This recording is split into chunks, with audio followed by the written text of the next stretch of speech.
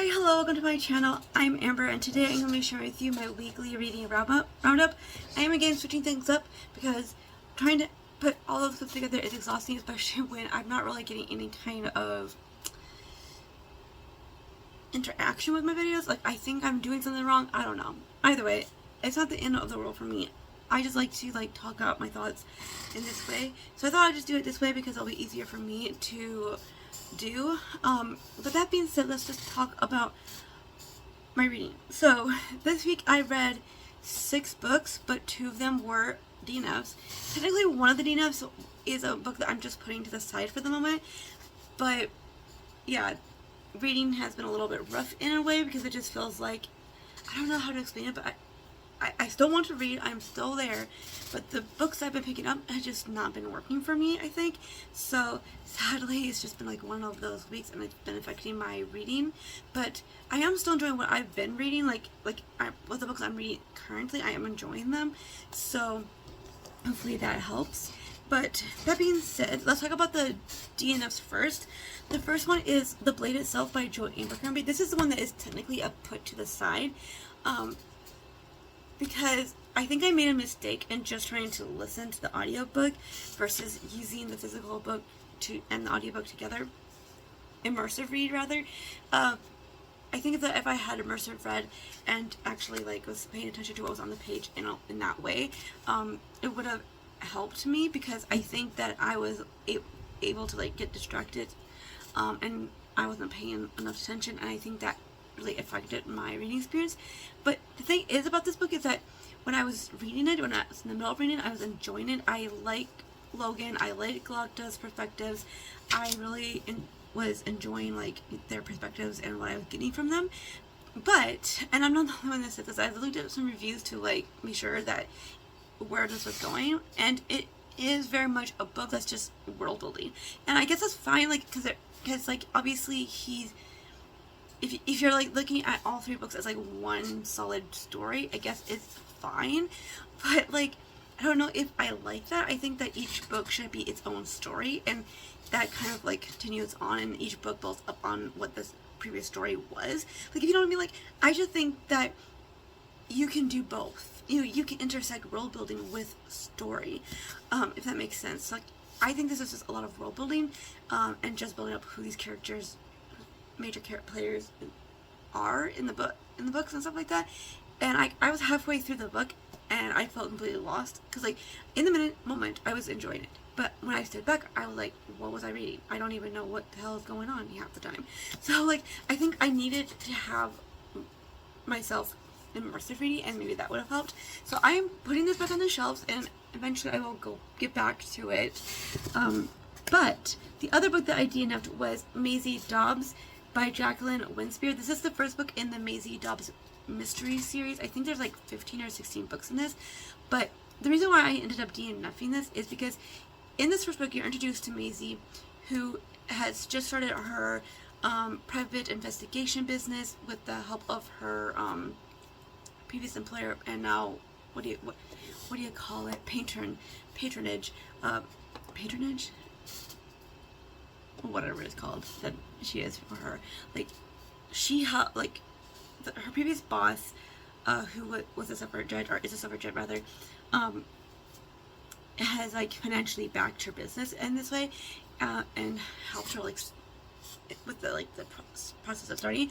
And we see her starting with this first case with this man that believes that his wife is cheating on him, but in the process of her investigating this, she ends up with another case about this place called The Retreat, where soldiers who aren't really deemed, they go there because society doesn't look at them right, because obviously they're physically they've been physically damaged from the war, and so they it's things that people would be uncomfortable with, I guess. And so this person I created this retreat, and so she's investigating the retreat because of these mysterious deaths that are like intriguing her, because you only have like the first name on the tombstone, and it's like the number of these deaths have like been rising. So yeah, why I DNF'd it was because the mystery is very slim. So you have like the first like 50-60 pages where like you're setting up the mystery, and then the last 30-50 pages is the rest of it, and everything in between is seeing Maisie Dobbs' life from when she's like 13 years old, entering into the workforce by becoming a maid, I believe, to the person that becomes her patron or whatever.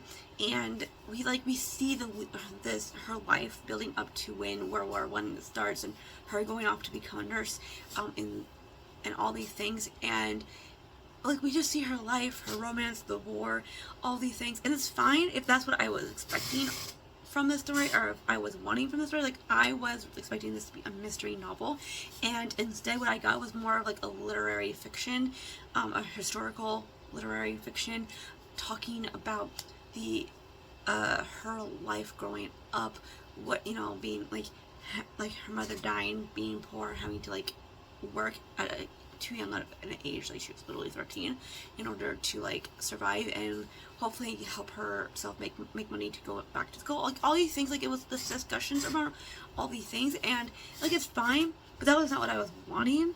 And I think I was just being a little bit too impatient. So when I realized that the book was just that, I DNF'd it. I was just like, this is not what I was wanting. I wanted a fun mystery novel, and this was not it.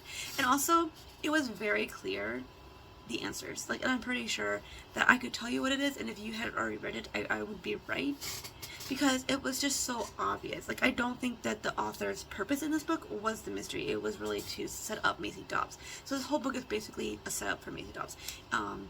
Someone did comment on a post I made about this, and they said that the other books are like very much mystery forward, so maybe I will just go to the next book and see if that is the case, and if I enjoyed that one, because I enjoyed the writing for the most part, but it is a book that was written in like the early 2000s, and I don't know, it's just like one of those things where, like, I don't know if it was me or if I was slumping and that was why I didn't enjoy it, or if it was like, what really was that I just didn't think like my expectations were not met, because it sometimes makes you think that this is a murder mystery or a mystery novel. Murder doesn't have to play a part in the mystery, but it kind of does. I think so. Like, I don't know, it could be a combination. But anyway, those are my DNFs. The books I did finish, I read the second garlic book. It's a duology. I don't think there's going to be a third one or another one. So the second one is called Garlic and the Witch, and this is by Bree Paulson. I really think these books are really cute, sweet, and I may buy them if I can find like a cheap copy. I feel like graphic novels tend to be like super expensive, so I don't tend to like buy them because of that. But like, I really enjoyed this one. It really deals with like change and growing up, and how Garlic has this fear, because like growing up there's a lot of change in that, and some unexpected changes because of certain things. So like, so that's what that book is dealing with, and I really like the artwork in that too. I don't really have a lot to say because it's a graphic novel, and sometimes I don't have a lot to say. But then I also read the first book in the Lightfall series. So I read The Girl and the Galudrian by Tim Probert this week, and the first book is basically kind of like you're introduced to Bee, whose grandfather has Alzheimer's, I believe. It's not really like set on page, but it does sound like he has Alzheimer's to me. And one day she meets she meets this guy named Cad. He's a Galadriel, that they all believe that don't exist anymore. And he wants her grandfather to translate this piece of paper for him. And when she takes him back to their house, her grandfather disappeared. Left a note telling her that he was off to, like, you know, make sure that this egg was, you know, still in one piece. And so they go trying to find him. And this specific book is their adventure there, and it kind of like leaves off with like more like mystery than ever. I really appreciated the artwork in this one. I like it a little bit better than the garlic one, I will say. They're just like really beautiful, like full 2-size page artwork, and it's just really beautiful and colorful. And I really like the way that he handled the Bee's anxiety throughout the book. Like, she deals with anxiety, and I liked like the way that he artistically like showed that. But yeah, I did feel like this was a little bit of setup, obviously, to like the actual conflict of the series. And so I will be talking more about the other two in next week, because I did finish them, but obviously that was not that I read them in this week and not last week. So this one gets like 4.5 stars. I could feel it being a setup rather than like it's like, you know, like a full thing. But yeah. Then I finished Renovation of Love by Mika James. This one is the first book in the Love on Medicine Island by, I think I said Mika James already. And this is like a companion trilogy romance stories. So in the first one, you're introduced to Cynthia, who when she was like 18-year-old left her small hometown. She's dealt with parents who did not want her. Like, they were forced into a lawless marriage because of an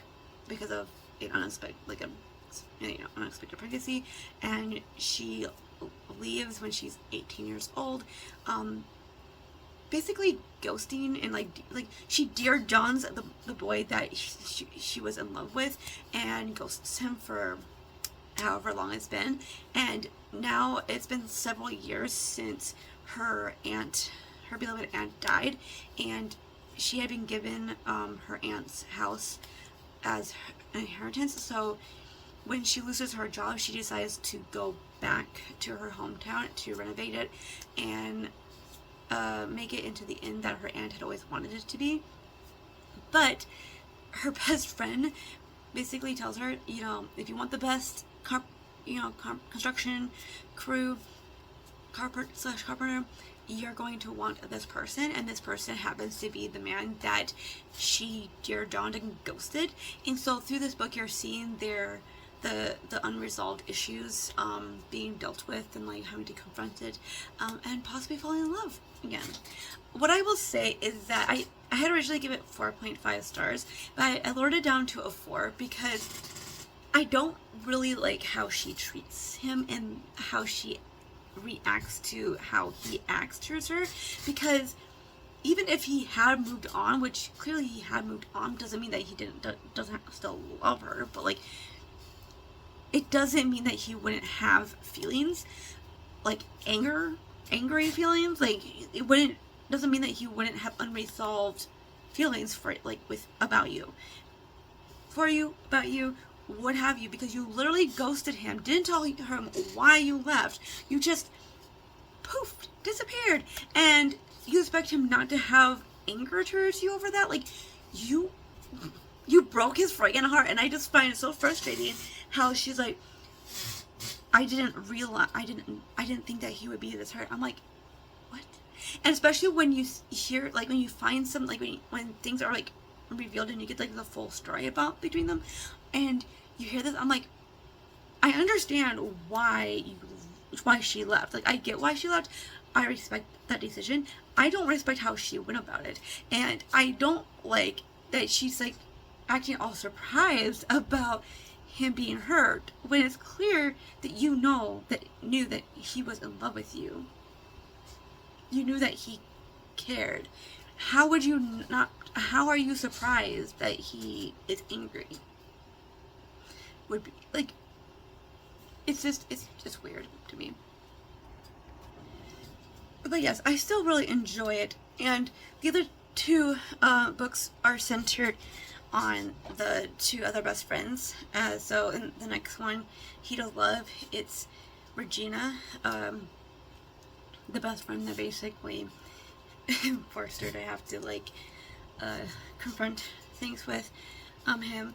And yeah, so I gave it, I think I said it already that I had given it originally 4.5 stars, but I lowered it down to 4 stars because of that, because I just think that how you're acting about it is just ridiculous considering what we find out. Like, if you knew that he cared so much that he would sacrifice his own happiness for you, then clearly you should know that he would still have that he would be angry. Especially because you didn't give him closure. You never gave him closure.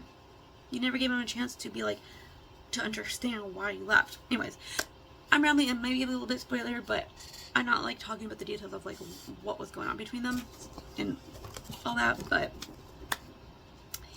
I really enjoy Mika James Ray, and I want to read more by her. I just found that character specifically just to be a little bit frustrating, and part of it is because I can understand what it was that why her decisions, even if I don't understand why she didn't need do it in the way that she did it. Anyways, moving on. The last book that I read this past week was Orbital by Samantha Harvey. This is one of the books from the Booker Prize longlist from last year, and this one is about these 6 astronauts. So you get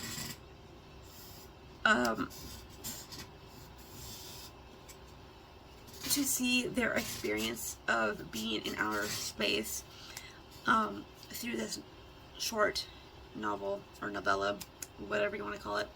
And so it's more of like a meditation on space and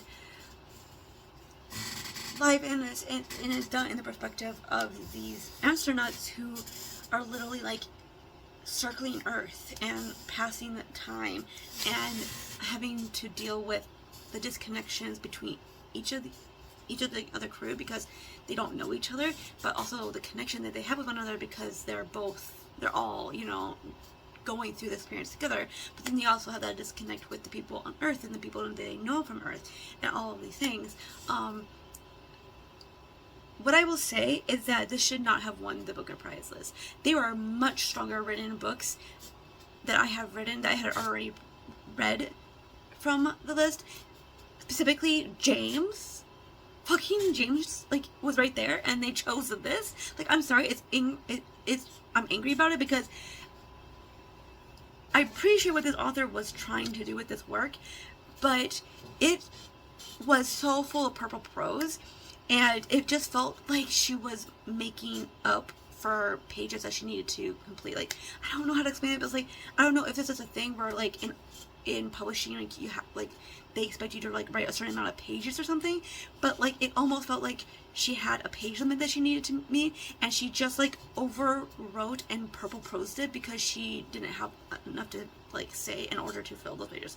And I'm sorry that sounds harsh, and it probably is harsh, but I just did not enjoy this book, and I don't think it was as solid in its writing as all the other books. Like, I even did up to a couple books, and I will say that writing was probably better than Orbital, I'm sorry to say. And it's just really disappointing to me because James, Wandering Stars, Held were right there. I'm like, come on. And Held is like one of the weaker books in my opinion, and I still think it's better than this. Like, I get that it's a meditation. I get what the messaging is, but it was so overdone and overwrought in its writing that it felt like you were like having to dig through all the extra descriptors that were unnecessary to get to the point. So I give this one 2 stars, and yes, I am probably being extra harsh about it, but it's really upsetting to me when I think of James. what I think upheld.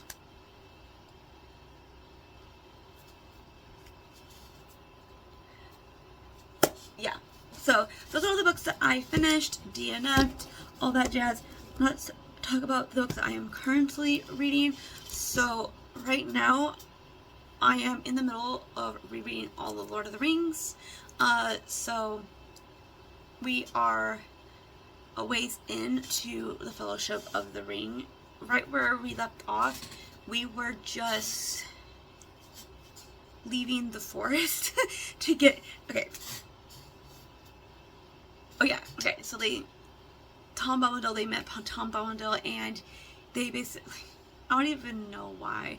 He should have just brought them to the edge anyways. Like, I don't understand why he didn't do that in the first place, because it would have saved time if he had just, you know, had just helped them along the way, and he should have known that, yeah, like, he should have known that this was gonna happen. Like, you can tell him that, but the forest has its ways. Like, it doesn't care. It wants to cause harm, and he knows that. Like, he has to have known that. Like, maybe they're just like,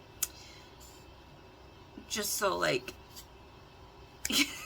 freewheeling of things, because they don't have to be worried about it, because of, they're just so innocent. Like, they don't see that possibility. Maybe that's why. But I was just like, Tom, you could have saved them so much time and pain, and they wouldn't have lost all their clothes. And only thing, if you had just, let them out. But anyways, that's basically where we're at the point with that one. But I'm also reading Victorian Psycho by Virginia Feydeau, and this one is about Winifred Notting, who from what I've already read from this, I think that she purposely gets these jobs as governesses to kill these people. That's my supposition. That's just my supposition. I think she's a serial killer. But that being said, it says in the description that she arrives at Ensor House prepared to play the perfect governess. She'll dutifully turn her charges, Drusilla and Andrew, tell them bedtime stories, and only joke about eating children. But it becomes dreary. And so she starts having fantasies. The husband can't keep his eyes off her. The wife likes to punish her for her husband's being a fucking asshole. And the children, are entitled, and the typical, Victorian children that are, rich, all that jazz. So, I don't know how to feel about this. I am not sure if I'm really enjoying the writing, per se. But it's not, I don't have positive things to say, but I don't have negative things to say. I kind of am, a little,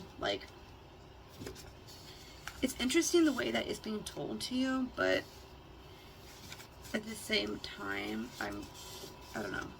It almost feels like she's telling you the story after the fact, but, I'm not sure about that either.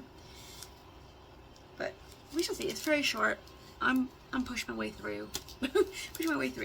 And then the last book that I have is Station 11 by Emily St. John Mandel. I have been reading this through audiobook, and so I'm gotten pretty far with this. I'm over halfway through at this point.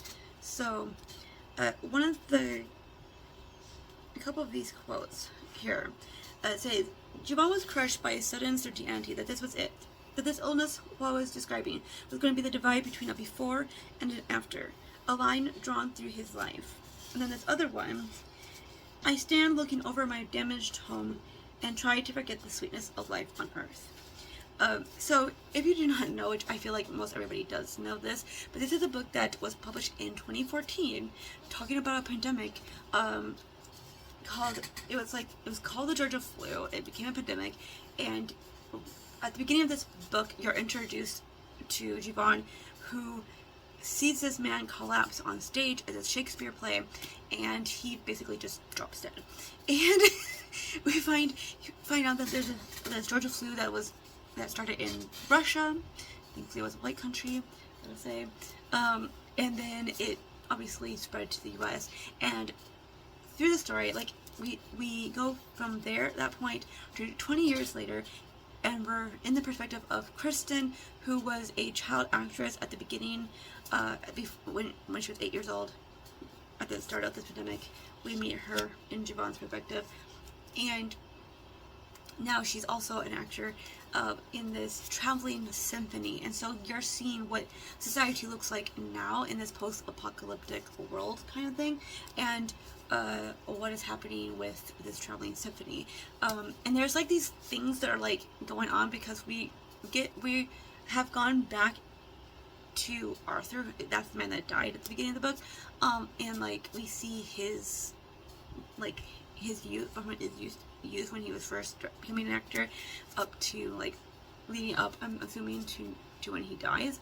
And there's like some clues between certain things that I'm like, okay, I think I know.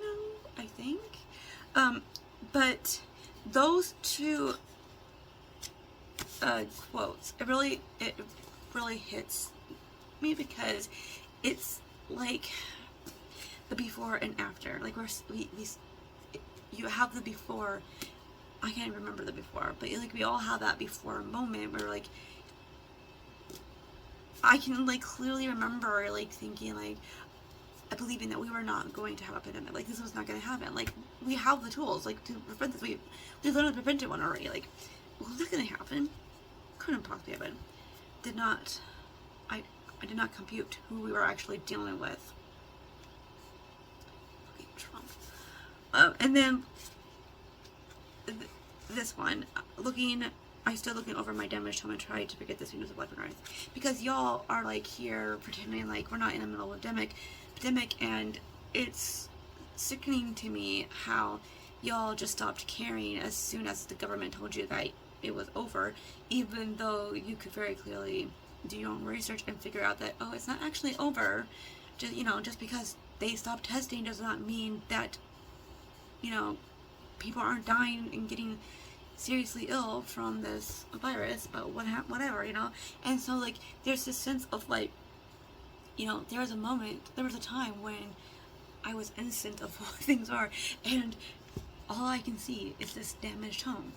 Earth is our damaged home at this point, because the reality is that by us letting this virus just run rampant, you are destroying our environment. You are destroying not only our health, but other people's health, and also the environment. And we are seeing this because we are literally seeing viruses that we made go dormant starting to come back up, because we have destroyed the environment. We have let COVID run rampant and mutate, and we're destroying the environment, and now we're seeing other viruses and things showing up again. And we are literally in a COVID surge right now. Like the news actually said it. I could not believe that they actually told the fucking truth for once when it comes to this. So like y'all could just not even try to argue with me on this, because it won't work. It won't work. All I see is every time I'm forced to leave my home is the fact that you don't care if you're harming yourself, you don't care if you harm me, you don't care if you harm your own community, and you don't care if you harm this person in the process. And it's even more infuriating when I see people who claim to care, and they're like posting these things about gotta protect our environment, gotta resist the government, gotta resist fascism, while going out unmasked. You're not resisting anything when you're part of the problem. Okay. That is all I'm going to talk about that, because I don't want to give her. It's just infuriating, and I feel very alone in my very conservative town. I'm one of the very few people who wear a mask. Although I have been seeing a few more people wearing masks lately, so it's been nice. It's been really nice seeing that. Even if the pandemic was over, I'm just so tired of hearing people being like, I'm getting sick, I'm sick, blah, blah, blah. I'm like, we have the tools. You don't have to get sick. You can lower your chances by at least 99% by wearing a mask. And on top of that, you can be 100% sure that you're not going to cause other people harm by spreading your germs around to other people by wearing a mask. And on top of that, you can live your life and live it fully. You can travel, you can go to your stores, you can work, you can do whatever you want, and you can wear a mask. Like, you can go out in public spaces and wear a mask, and it doesn't take anything from you. It might actually help you to enjoy those moments in life that you want to enjoy, because you're going to be less likely to be sick. But that is all I have to say. So those are all the books I have to talk about. I would love to hear your thoughts. I will not hear arguments about my opinions on when it comes to the pandemic, because no matter what you're going to say, I'm like, so what? Wearing a mask does not do any harm to you.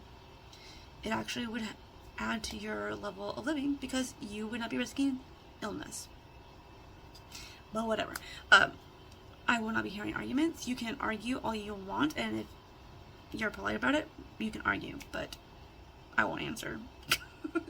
I won't answer your arguments, because you already know what I will say. But other than that, I would love to hear your thoughts on any of the books that I have already finished and talked about, because I don't want to be spoiled about anything when it comes to the current reads.